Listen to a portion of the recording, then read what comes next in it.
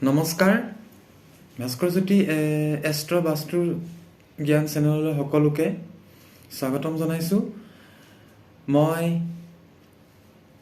বাৰ্ষিক ফলৰ কাৰ্যসূচী আৰম্ভ কৰি আছিলোঁ আৰু আজি নতুনকৈ পুনৰ এটা বৈদিক জ্যোতিষশাস্ত্ৰৰ ফলাদেশ অনুসৰি নতুন ভিডিঅ' আপোনালোকৰ ওচৰলৈ লৈ আহিছোঁ। মই দুটা লগ্ন আৰু দুটা ৰাশিৰ কথা ইতিমধ্যে কৈ আহিলোঁ। আজি মই পুনৰ এটা নতুন ভিডিঅ' লৈ আহিছোঁ। এই ভিডিঅ'টোত মই আজি পোনপ্ৰথমে মিথুন লগ্ন বা মিথুন ৰাশিৰ কথা আপোনালোকৰ আগত বছৰটো কি ধৰণে অতিবাহিত হ'ব সেই বিষয়ে ক'ব ওলাইছোঁ। মিথুন লগ্ন বা মিথুন ৰাশিৰ বাৰ্ষিক ৰাশিফলটোত খুব এটা বেয়া বছৰ নহয়, ভাল সময়, ভাল বছৰ বুলিয়ে ক'ব লাগিব। কিয়নো যিকেইটা বিভাগত মানৱ জীৱনৰ ভাল হ'ব লাগে সেই সকলোখিনি মই দেখা পাইছোঁ, কিন্তু কেইটামান বিষয়ত অলপমান সতৰ্কতা অৱলম্বন কৰিব লাগিব। পোনপ্ৰথমে মই ধৰ্ম ক্ষেত্ৰত যদি কওঁ, ধৰ্ম কৰিবলৈ হ'লে মিথুন ৰাশিয়ে অলপ কষ্ট কৰাৰ দৰে পৰিৱেশ আহি পৰিছে। কিয়নো ধৰ্মস্থানত শনি গ্ৰহ বহি আছে। শনি গ্ৰহ ধৰ্মস্থানত বহি থাকিলে আধ্যাত্মিক ক্ষেত্ৰৰ লগত জড়িত কৰে, কিন্তু এলাহ ভাৱ এটা আহে। ক'ৰবালৈ যাত্ৰা কৰিবলৈ হ'লে, ধৰ্ম মন্দিৰ যাবলৈ হ'লে এলাহ ভাৱ এটা আহিব। সেইকাৰণে এলাহ ভাৱটোক আশ্ৰয় নিদি আগবাঢ়ি যাবলৈ চেষ্টা কৰক, নিশ্চয় শুভ ফল পাব।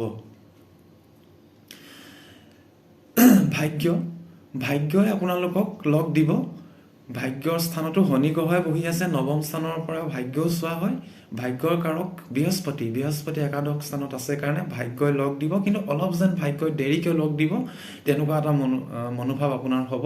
আৰু কেতিয়াবা এনেকুৱা হতভম্ব হ'ব লাগিব যে ইমান কৰ্ম কৰিছোঁ, কিয় ভাগ্যই লগ দিয়া নাই। কিন্তু সেইবোৰ চিন্তা নকৰি কৰ্ম কৰি যাওক, ভাগ্যই লাহেকৈ হ'লেও দেৰিকৈ হ'লেও আপোনালোকক লগ দিব। এতিয়া যদি আপোনালোকক মই শিক্ষাৰ ক্ষেত্ৰত কওঁ, শিক্ষাৰ ক্ষেত্ৰত খুব শুভযোগ মিথুন ৰাশি। একাদশ স্থানত বৃহস্পতি গুৰুৱে বহি সপ্তম দৃষ্টিৰে বিদ্যাভাৱক চাই আছে, খুব শুভ ফল পাব। শিক্ষাৰ ক্ষেত্ৰত ভাল। বৃহস্পতি গুৰু শিক্ষা স্থানত চোৱাৰ বাবে মিথুন ৰাশিৰ যিসকল জাতক জাতিকাৰ সন্তান আছে তেওঁলোকৰ সন্তানৰ বাবেও খুব সুন্দৰ যুগ। সন্তানৰ পঢ়া শুনাত মন দিব আৰু নিজৰ কাৰণেও ভাল। এপ্ৰিল মাহলৈকে, এপ্ৰিল মাহৰ পিছত যেতিয়া বৃহস্পতি গুৰুৱে ৰাশি পৰিৱৰ্তন কৰিব, তেতিয়া আপোনালোকৰ ৰিচাৰ্চ ফিল্ডৰ কাৰণে ভাল, উচ্চ শিক্ষাৰ কাৰণে ভাল হ'ব। শিক্ষাৰ ক্ষেত্ৰত কোনো বাধা বিঘিনি নাই, কোনো পাপ গ্ৰহৰ দৃষ্টি নাই। সেইকাৰণে শিক্ষাৰ ক্ষেত্ৰত আপোনালোকে শুভ ফল লাভ কৰিব। কৰ্মসংস্থাপনৰ ক্ষেত্ৰত মিথুন ৰাশিৰ জাতক জাতিকাসকলৰ নতুন কৰ্ম পোৱাৰ যুগ এটা আছে, যুগ আহিছে। আৰু এটা কথা ঠিক, মিথুন ৰাশিৰ জাতক জাতিকাৰ যিসকলে চাকৰি কৰে তেওঁলোকে কিন্তু সাৱধানেৰে চাকৰি জীৱন অতিবাহিত কৰিব এই বছৰটো। কাৰণ যিহেতু কৰ্মস্থানত ৰাহু বিৰাজমান, ৰাহুৱে কৰ্মস্থানত থাকিলে পদোন্নতি দিয়ে, স্থান পৰিৱৰ্তন কৰায়। কোনোবা নতুন ঠাইলৈ গৈ নতুন চাকৰি জইন কৰাই হওক বা পুৰণা যিখিনি চাকৰি কৰি আছে তেওঁলোকৰ স্থান পৰিৱৰ্তনো হ'ব পাৰে, বা কাৰোবাৰ চাকৰিও পৰিৱৰ্তন হ'ব পাৰে। আৰু কিন্তু চাকৰি জীৱনত সাৱধানেৰে আগবাঢ়ি যাব। শত্ৰুৱে কিন্তু আমনি কৰিব চাকৰি কৰাসকলক। সেই গতিকে কোনো ধৰণৰ ধন টকা পইচাৰ লেনদেন যাতে নকৰে, কোনো ধৰণৰ অসৎ কাৰ্য যাতে চাকৰি কৰাসকলে নকৰে তাৰ প্ৰতি সাৱধান হ'ব। কিন্তু মিথুন লগ্ন বা ৰাশিৰ জাতক জাতিকাসকলৰ যিসকলে ৰাজনীতি কৰে তেওঁলোকৰ কিন্তু বহুত ভাল এই বছৰটো। ৰাজনীতিৰ কাৰক গ্ৰহ বহি আছে কৰ্মস্থানত, সেইকাৰণে খুব সুন্দৰ যুগ। ৰাজনীতি কৰিব পাৰে, ৰাজনীতিত ভাল। খালি চাকৰি কৰাসকলৰ প্ৰমোচন হ'ব পাৰে, কাৰোবাৰ স্থান পৰিৱৰ্তন হ'ব পাৰে, কাৰোবাৰ নতুন চাকৰি হ'ব পাৰে, কোনোবাই পুৰণা চাকৰি এৰি নতুন চাকৰি লাভ কৰিব পাৰে, তেনেকুৱা ধৰণৰ যুগ আছে। এতিয়া যদি মই আপোনালোকৰ ধনস্থানৰ কথা কওঁ, ধনস্থান কাৰক গ্ৰহ লাভ স্থানত বহি আছে। ধন আহিব, দেৰিকৈ আহিলেও কিন্তু গোটেই বছৰটো ধন আহিব, উপাৰ্জন হ'ব, কিন্তু মে' মাহৰ পৰা খৰচৰ মাত্ৰাটো যেন অধিক হ'ব তেনেকুৱা এটা মনোভাৱ আহিব। প্ৰেম ক্ষেত্ৰত বহুত ভাল, এইটো বছৰ নতুন প্ৰেম হ'ব পাৰে, কাৰোবাৰ প্ৰেম বিবাহ হ'ব পাৰে।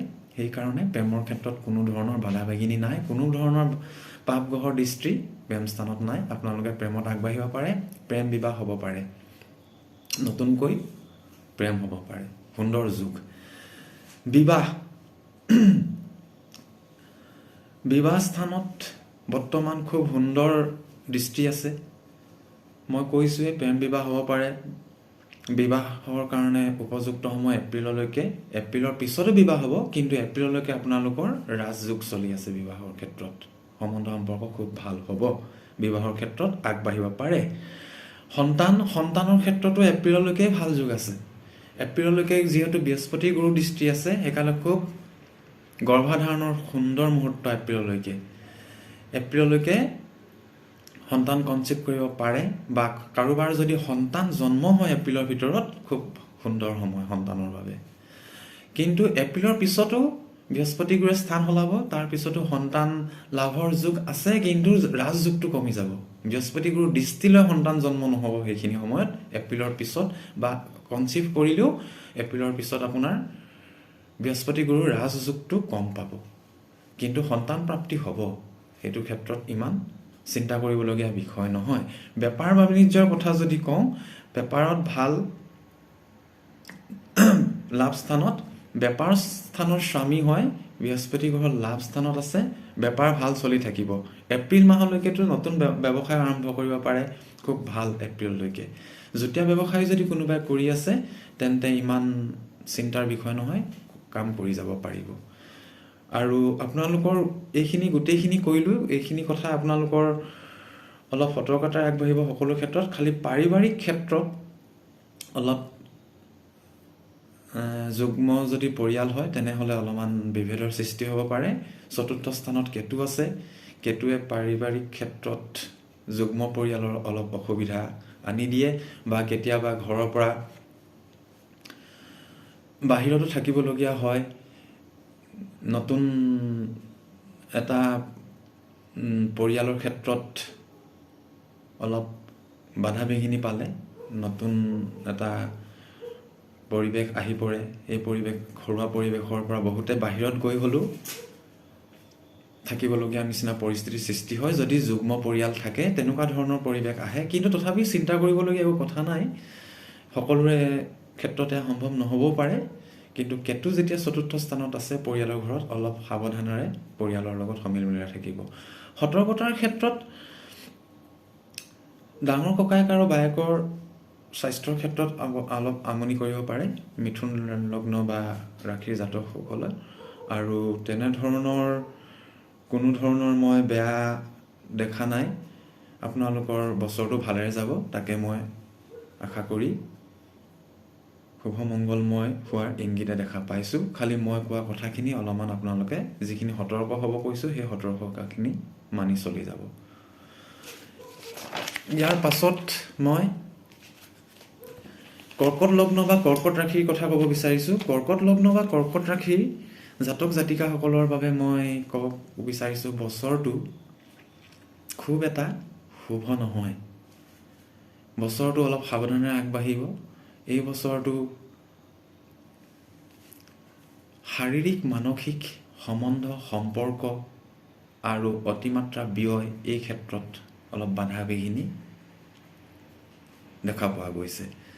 যিহেতু ধৰ্মৰ ক্ষেত্ৰত ক'ব হ'লে ধৰ্মৰ পৰা মন অলপ আঁতৰিব, ধৰ্ম কৰিবলৈ গ'লেও যাতে ক'ৰবাত বাধা বিঘিনি পাব, তেনেকুৱা এটা ইয়াত ভাৱ মই দেখা পাইছোঁ। তথাপি ধৰ্মৰ লগত জড়িত হওক, ধৰ্ম কৰিলেহে বাধা বিঘিনিখিনি আঁতৰি যাব। কোনো ধৰণৰ ধৰ্মৰ পৰা যাতে মন আঁতৰি নাযায়, সেয়া আপুনি নিজৰ ওপৰত দৃষ্টি ৰাখিব। ভাগ্যৰ ক্ষেত্ৰতো সংঘৰ্ষ থাকিব, সংঘৰ্ষ কৰিব লাগিব। ভাগ্যৰ ক্ষেত্ৰতো ভাগ্যও ঘপকৈ আপোনাক লগ নিদিব, কিন্তু কৰ্ম কৰক, সংঘৰ্ষ কৰি কৰ্মত আগবাঢ়ক, ভাগ্যই তেতিয়া লগ দিব। শিক্ষা ক্ষেত্ৰত বাধা বিঘিনি অলপ পাই থাকিব। কিয়নো শনি আৰু ৰাহু এই দুই গ্ৰহৰ দৃষ্টি শিক্ষা স্থানত দিছে, সেইকাৰণে শিক্ষা ক্ষেত্ৰতো অলপ বাধা বিঘিনি পাব। উচ্চ শিক্ষাৰ কাৰণে ৰিচাৰ্চ কৰাসকলৰ কাৰণে বাধা বিঘিনিটো অলপ কম হ'ব পাৰে, কিন্তু তথাপিও বাধা বিঘিনিৰ মাজেৰে আগবাঢ়িব লাগিব। যিসকল কৰ্কট ৰাশিৰ জাতক জাতিকাৰ সন্তান আছে, সন্তানৰ শিক্ষাৰ ওপৰত কিন্তু দৃষ্টি ৰাখিব। সন্তানৰ শিক্ষাৰ ক্ষেত্ৰত অলপ বাধা বিঘিনি দেখা পোৱা গৈছে। শিক্ষাৰ ক্ষেত্ৰত এতিয়া কৰ্মস্থানত উত্থান পতনৰ মাজেৰে আগবাঢ়িব। কৰ্মস্থানত বৃহস্পতি গুৰু আছে, কৰ্মক্ষেত্ৰত ইমান এটা বেয়া নহয়, গুৰুৱে সহায় কৰিব। তথাপিও মানসিক অশান্তিৰ মাজেৰে পাৰ হ'ব লাগিব। মই কৈছোঁৱে কৰ্কট ৰাশি জাতক জাতিকাসকলৰ শাৰীৰিক মানসিক সম্বন্ধ সম্পৰ্ক ব্যয় ক্ষেত্ৰত এই বছৰটো অলপ সাৱধানে আগবাঢ়িব। ধন টকা পইচা বিশ্বাসত লৈ কাকো এৰি নিদিব, কাকো ঘপককৈ কথা নিদিব, অলপ চিন্তা চৰ্চা কৰিহে এইবোৰ ক্ষেত্ৰত আগবাঢ়িব। তথাপিও কৰ্মস্থানত কৰ্ম কৰি গ'লে নিজৰ ফলটো নিজে আপুনি পাব, তথাপিও প্ৰত্যাহ্বান থাকিব কৰ্মক্ষেত্ৰত। এতিয়া যদি মই ধনস্থান কওঁ, ধনস্থান গোটেই বছৰটোত আপোনাৰ ভালেই হ'ব, কাৰণ ইমান এটাও আপোনাক ধনে লগ নিদিয়া নহয়, লগ দিব। জুপিটাৰ দশম স্থানত থাকি কৰ্মস্থানৰ পৰা পঞ্চম দৃষ্টি ধনস্থানত দিছে। ধনস্থানটো লগ্নৰ পৰা দ্বিতীয়ত আছে। দ্বিতীয়ত থকা সিংহ ৰাশিত মিত্ৰ দৃষ্টি দিছে বৃহস্পতিয়ে। ধন আহি থাকিব, কিন্তু আহি থাকিলেও আপোনাৰ যাতে খৰচ নিজৰ আয়ত্তৰ ভিতৰত থাকে, সেই কথা আপুনি অলপ গুৰুত্ব সহকাৰে আগবাঢ়িব। ধনস্থান মই ক'লোঁ। এতিয়া আপোনালোকৰ যদি মই কওঁ বেপাৰত মই কৈছোঁৱেই যে মানসিক চিন্তাটোতো থাকিবই, গোটেই বছৰটোৱে থাকিব, তাৰ মাজেৰে বেপাৰত আগবাঢ়িব লাগিব। কিন্তু তথাপি কোনো ভয় কৰিবলৈ কাৰণ নাই। কৰ্ম কৰি আগবাঢ়ক, নিশ্চয় শুভফল বেপাৰতো পাব। যুগ্ম ব্যৱসায় কৰিলেও সম্বন্ধ সম্পৰ্কৰ ক্ষেত্ৰত চাই ল'ব। সম্বন্ধ সম্পৰ্ক যাতে বেয়া নহয়, আগতীয়াকৈ ভাবি চিন্তিহে যুগ্ম ব্যৱসায়ৰ ক্ষেত্ৰত আগবাঢ়িব। অকলশৰীয়া ব্যৱসায় কৰিলে কোনো ধৰণৰ চিন্তা দেখা পোৱা নাই মই। বিবাহ মে' মাহৰ পৰাহে বিবাহৰ ৰাজযোগ চলিব। বৃহস্পতি গুৰু যেতিয়া বৃষ ৰাশিত সোমাব, একাদশ স্থানত বৃষ ৰাশি পৰে, বৃষ ৰাশিৰ পৰা বৃহস্পতি গুৰুৱে দৃষ্টি দিব বিবাহ স্থানত, খুব সুন্দৰ যোগ। বিবাহৰ ক্ষেত্ৰত আগবাঢ়িব পাৰিব। খালি প্ৰেমৰ ক্ষেত্ৰত অলপ বাধা বিঘিনি আছে। শনি ৰাহুৰ দৃষ্টিত প্ৰেমৰ ঘৰত দিয়া আছে বাবে মতভেদ থাকিব। প্ৰেমৰ ক্ষেত্ৰত অলপ সতৰ্কতা অৱলম্বন কৰিব। মে' মাহৰ পৰা বিবাহৰ ক্ষেত্ৰত আপুনি শুভফল পাব। সন্তানৰ ক্ষেত্ৰত ৰাহু আৰু শনিৰ দৃষ্টি পৰিছে। গৰ্ভধাৰণৰ খুব উপযুক্ত সময় এই বছৰটোত নাই। গৰ্ভধাৰণ যদি আপোনালোকে প্লেনিং কৰিছে সন্তানৰ, তেন্তে মেডিকেল বিশেষজ্ঞৰ লগত কিন্তু যোগাযোগ ৰাখিব। কিন্তু ৰাজযোগটো আপোনাৰ এই বছৰটো খুব কমেই আছে বুলি ক'ম। কিন্তু তথাপিও সন্তান প্ৰাপ্তি হ'ব, কিন্তু ৰাজযোগটো 50% পাব। যিহেতু শনি ৰাহুৰ দৃষ্টিত ৰাজযোগটো অলপ কমিছে, তথাপিও সন্তান প্ৰাপ্তি হ'ব, কিন্তু মই কৈছোঁ যে ৰাজযোগটো অলপ কম হ'ব। সন্তান এতিয়া আপোনালোকৰ যদি পাৰিবাৰিক ক্ষেত্ৰতো চাই দিওঁ, মই পাৰিবাৰিক ক্ষেত্ৰতো শুভ সময়।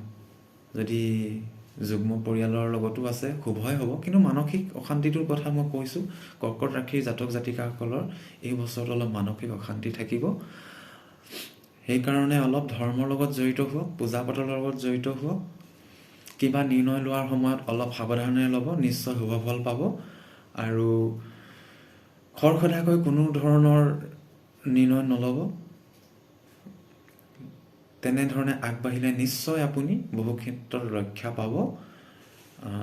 ধৰ্মৰ লগত জড়িত থাকিব। আৰু আজি মই দুটা ৰাশিৰ কথা কৈয়ে মোৰ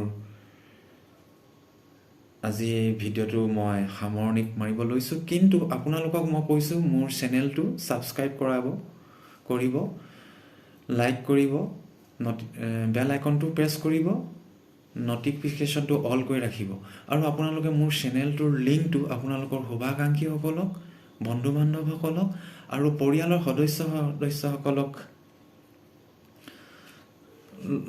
সদস্যসকললৈ আপোনালোকে বাৰ্তা পঠিয়াব আৰু মোৰ লগত জড়িত থাকিব। মই আপোনালোকক মোৰ এই ভিডিঅ' যিখিনি কৈছোঁ বাৰ্ষিক ফলৰ বিষয়ে কেনে হৈছে মোক কমেণ্টত জনাব। কমেণ্টত জনালেহে মই গম পাম মোৰ কেনেধৰণৰ আপোনালোকে পচন্দ কৰিছে মোৰ ভিডিঅ' নে কিবা ধৰণৰ ক'ৰবাত মোৰ কওঁতে আপোনালোকৰ মোৰ চাউণ্ড ছিষ্টেমটো কমিছে নেকি বা বেছি হৈছে নেকি এই বিষয়ে মোক কমেণ্টত জনাব আৰু কেনেকুৱা হৈছে ভিডিঅ' এই বিষয়েও মোক ক'ব। আজিলৈ আহিছোঁ। পুনৰ মোৰ নতুন ভিডিঅ'ৰ বাবে আহিবলগীয়া সময়ত মই পুনৰ আপোনালোকলৈ আগবঢ়াম। শুভৰাত্ৰি, নমস্কাৰ।